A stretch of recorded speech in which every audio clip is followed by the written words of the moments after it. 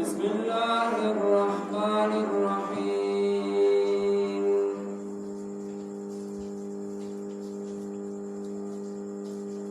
فكيف إذا جمعناهم ليوم لا ريب فيه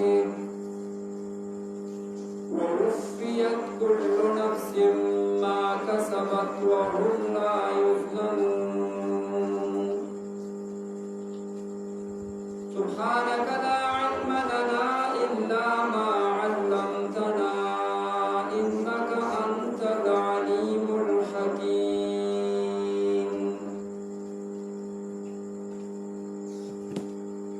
سورة آل عمران دریم سپارہ آیت نمبر 25 پدې آیات کریمه کې الله جل جلاله د هغه سرکشو خلقو بیان کوي چې هغوی به دا وینا کوله لن تمسنا النار الا ایاما معدوده هرگز به اور مونږه مس نه کي مگر یو څو ورځې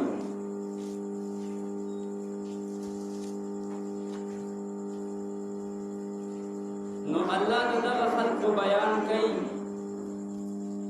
چې فکیف اذا جمعناهم لیوم لا ریب فیه څنګه حالت به وي په هغه وخت کې چې مونږ دغه سرکشه خلک راجمع کړو په هغه ورځ باندې چې هیڅ شک پکې نشته د قیامت په ورځ باندې به مونږ دغه خلک راجمع کړو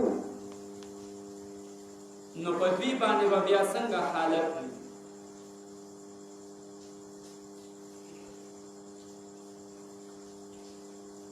او چا چې څه قسمه عمل کړی دی او څه قسمه په دې دنیا کې کردار الله وی د هغې بدله به ورته پوره ورکړی شي نو دې آیت کریمه کې الله د هغه سرکشو خلقو بیان شروع کړی دی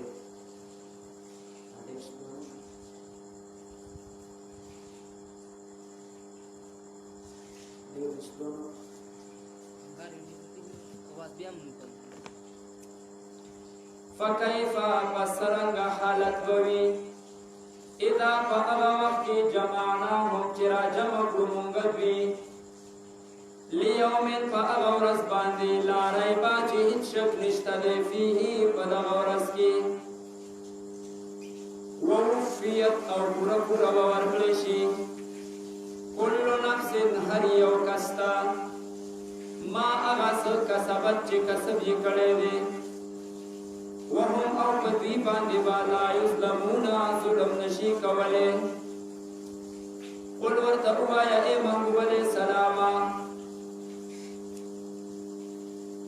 اللهم ای رب زمونږه مالک الملک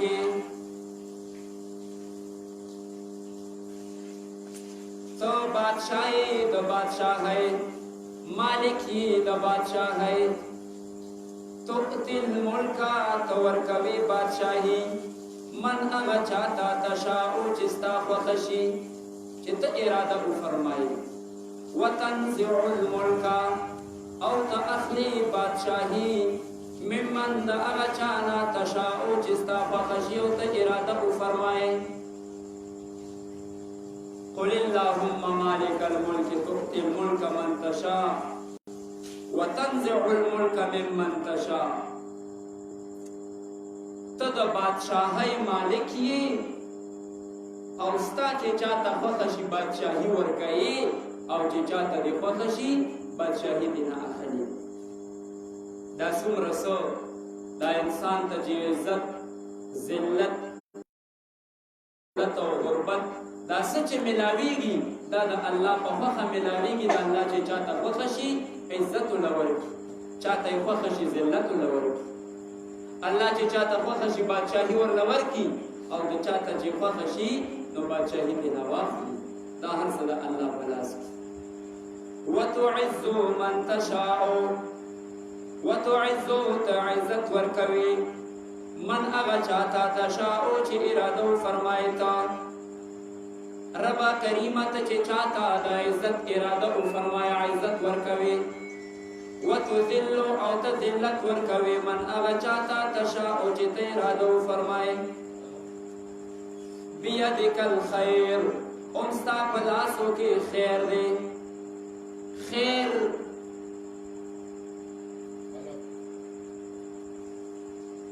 او بلایی او مرتبه دا د الله په لاس کې. عزت او ذلت دا الله ورکوي.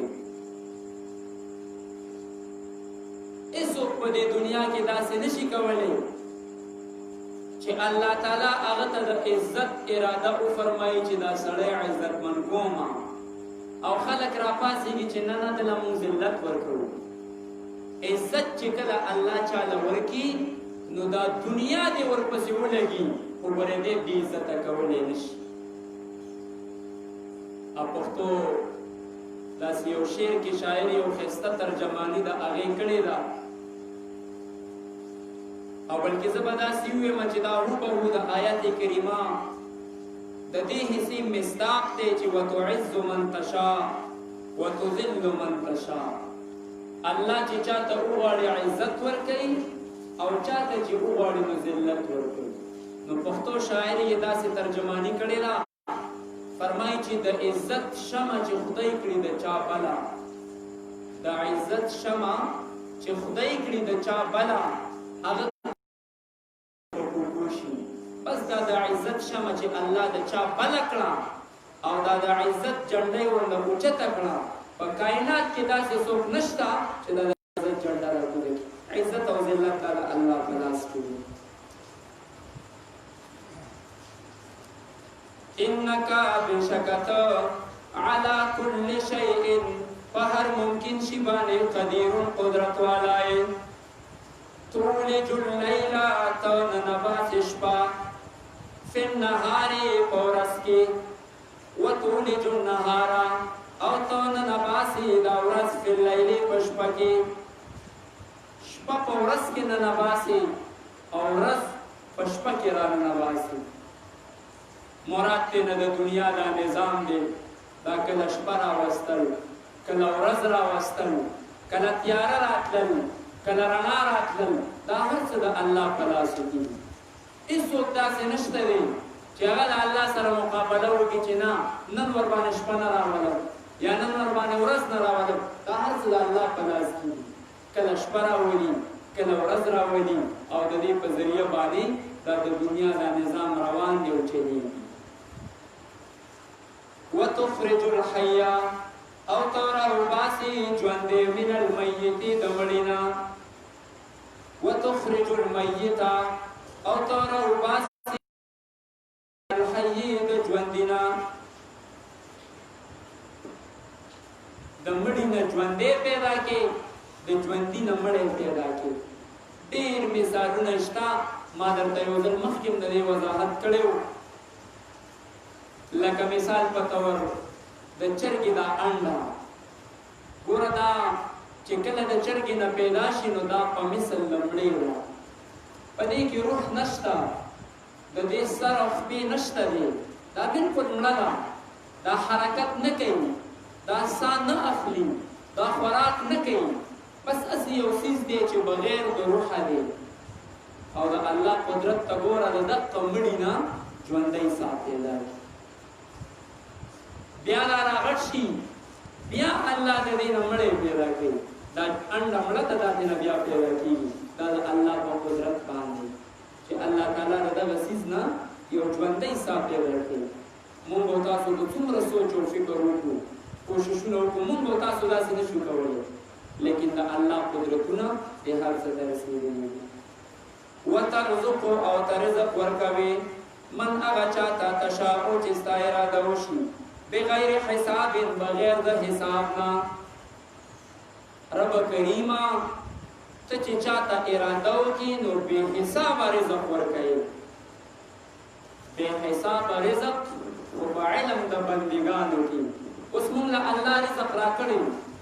مثال په طور زه چې د کوم وخت نه په دې دنیا کې پیدا یم، د هغه وخت نه واله تر نن عصر پورې، تر نن زمانې پورې ما څومره رزق وخوړو، هېڅ حساب کتاب نشته. زما د علم مطابق دا رزق بې حسابه دی. د الله په علم کې په حساب دی. الله ته پته ده چې دا بنده ما پیدا کړی دی، ده د پیدایش نه واله تر نن وخته پورې څومره رزق وخوړو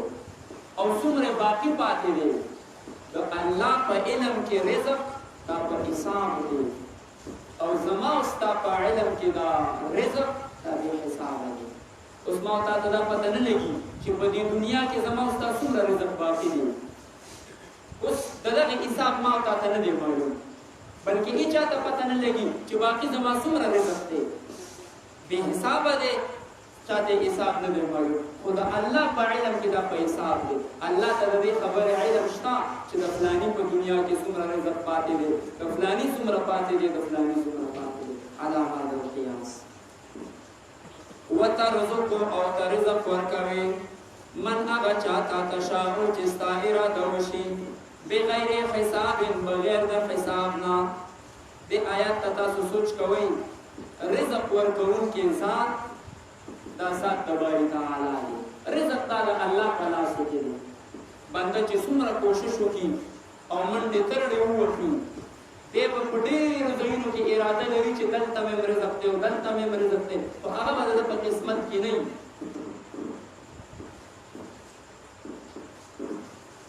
رزق کار کسب به ورله کې، الدنیا بالوسائل لا بالفوائد. دنیا په وسایلو باندې روانه ده، دنیا کې مخامخا ستاسو وسیله وي، څه وسیله به ورته لټې.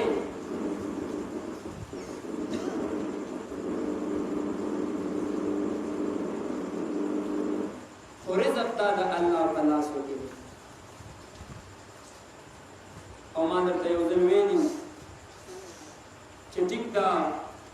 د دنیا د زندگی دې دپاره اسباب لټول، روټۍ، کپڑا، مکان، علاج، تعلیم او تعلم، د دې دپاره پیسې پیدا کول دا د ژوند ضروریات دي. خو ما درته ویلي وو چې که ته اولاد له رزق ګټې نو دومره پورې به نه مستغرق کېږي د اولاد په حقوقو کې چې د خالق حقوق پایمال کړي. داسې به نه کې چې بس اولاد له حقوق پوره کړمه اگر که د خالق حقوق پاتې شي، نه داسې به نه کې. د ټولو نه اول به د الله حقوق ادا کړي، د هغې نه بعد بیا د بندګانو حقوق دي.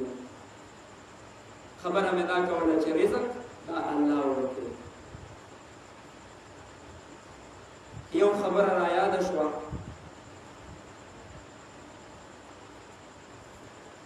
یو سړی یو نیک انسان دی، هغه په یو لاره باندې تېرېږي، د سمندر یو غاړه ده، په دې کې یو ګیدړه پرته ده، په خپو باندې شله ده، شړه ده، دشته ده، بیابان دی، آبادي نشته دی. ته چې کله دا ګیدړه وکتله، دی سوچ او فکر کوي چې دې ګیدړې لا دلته رزق څنګه میلاویږي؟ دا خو بلکل ټول کاڼي دي، دلته خو نور ځناور هم نشته دی.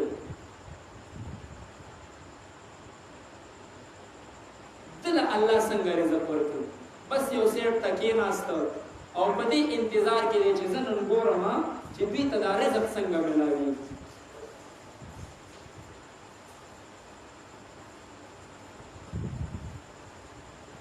په دې کې سګوري ناګهانه یو زمری را روان دی، زمري سره په دې خوله کې هوسۍ ده. زمري د هوسۍ نه غوښه وخوړله، باقي په اډوکو باندې څه قدرې غوښه وغیره پرته ده، دا یې ګزاره کړه، په ځای یې پرېښوده. او د دې زمري روټین ده چې ده به روزانه هوسۍ نیوله او دقه د سمندر غاړې ته به راتلو، دلته به یې خوړه. خو چې کوم اډوکي به پاتې شو، څه قدرې غوښه به ورباندې وه، باقي به دا شله ګیدړه راغله، ځان به په خپوړو خپوړو راوستو، دغه باقي مانده اډوکو باندې به یې خوله ووهله. صاحب پزړه کې وایي چې الله رزق ورکوونکی دی چې د دې سمندر په غاړه په دې شړه دشت او بیابان کې دې شلې ګیدړې له رزق ورکوي ما نه به رزق راکوي یو ځای کې پرېوته د الله عبادت یې شروع کړو الله به وایي چې هلته رزق ورکوو خو بیا علما لیکي وایي داسې نه ده کول پکار چې یو سړی بس کیني بس الله به رزق راکوي او د ځان نه شله ګیدړه جوړه کړي ته څنګه چې شله ګیدړ نه د ځان نه زمری جوړ کړه چې هغه به رزق وګټو خپله به یې وخوړه بل له به یې ورکړه شلې ګیدړې له به یې ورکړه دغه رنګې مونږ او تاسو چې رزق وګټو خپل یې وخورو بل یې ورکړو نور باقي رزق ورکوونکی ذات دا الله تعالی دی یو ولی الله تیر شوی دی ابراهیم ابن ادهم نامه یې ده دې خبرې ته توجه کوئ ابراهیم ابن ادهم نامه یې ده دې د یو زماني بادشاه دی د یو وینځه وه یوه نوکره وه دی خپلې نوکرې ته وایي نن زه فلاني علاقې ته په چکر باندې ځمه او ته د دې محل خیال ساته نوکره راپاڅېده په زړه کې وایي چې زما خو د ډېر وخت نه ارمان دی چې زه به د دې بادشاه په دې بیټ کې او د ده په دې کمره کې څنګه یو شپه تېره کړم څنګه به ورکې لږه ناسته او ملاسته او خوب وکړم دا نوکر او وینځه د بادشاه په بیټ کې سملاسته بادشاه د لارې نه را واپس شه ابراهیم ابن ادهم او واپس خپلې کمرې ته راغی چې ویې کته وینځه او نوکره د بادشاه په کټ باندې اوده ده راپایڅوله سزا یې ورله ورکړه ورته وایي چې ته یو نوکره ښځه یې ته یو وینځه یې او دومره جرأت چې د بادشاه په کټ سملي نو چې کله یې دې وینځې له سزا ورکړه دې وینځې یو ځل وخاندل او بیا یې وژړل بادشاه ترې نه پوښتنه کوي وایي ولې دې وخاندل او ولې دې وژړل ورته وایي بادشاه سلامت ومې خاندل په دې زما په زړه کې یو ارمان و چې زه به د دې بادشاه په دې کټ باندې کله خوب کوم هغه ارمان مې الله پوره کړو په دې مې وخاندل او ومې ژړل په دې چې ما په دې کټ کې یو ګنټه آرام وکړو د بادشاه په دې کټ کې د بادشاه په دې محل کې دومره سزا راته پرې ملاو شوه نو دا څوک چې ورباندې شپې او ورځې تېروي د هغه خلکو به څه حال وي ابراهیم ابن ادهم سره یو سوچ او فکر ملګری شو فورا یې بادشاهي پرېښوده یو شړ یو دښتې ته روان شو او د الله عبادت لپاره مزل کوي پیاده مزل کوي روان دی په دې دوران کې ډېر مزل وشړو خوراک څښاک ورسره نشته د آبادۍ نه ډېر حده پورې څو ورځې مزل یې وکړو لرې لاړې یوازې دی مخامخ ورله یو هندو راغی هندو د ابراهیم ابن ادهم نه پوښتنه کوي وایي ابراهیم ابن ادهمه چېرته روان یې ورته وایي داسې زما خپل رب لټومه دا هندو ورته وایي ستا رب چېرته دی راځه هغه رب مه ګوره هغه خو نشته دی زمونږ رب مونږ چې څه ته رب وایو بت پرست دی مونږ چې څه ته رب وایو هغه تسلیم کا او ورته وایي نه زه خپل رب لټومه بهرحال هندو د ابراهیم ابن ادهم سره په بحث مباحثه شو په دې دوران کې دا هندو ورته وایي وایي زما رب په حقه دی چې دا زه د چا عبادت کوم ابراهیم ابن ادهم ورته وایي نه زما رب الله دی او الله په حقه دی دا زه چې د کوم رب عبادت کوم ورته وایي دا هندو وایي داسې چل دی تا سره هم خوراک نشته او ما سره هم نشته اوس به پته ولګېږي دا غر دی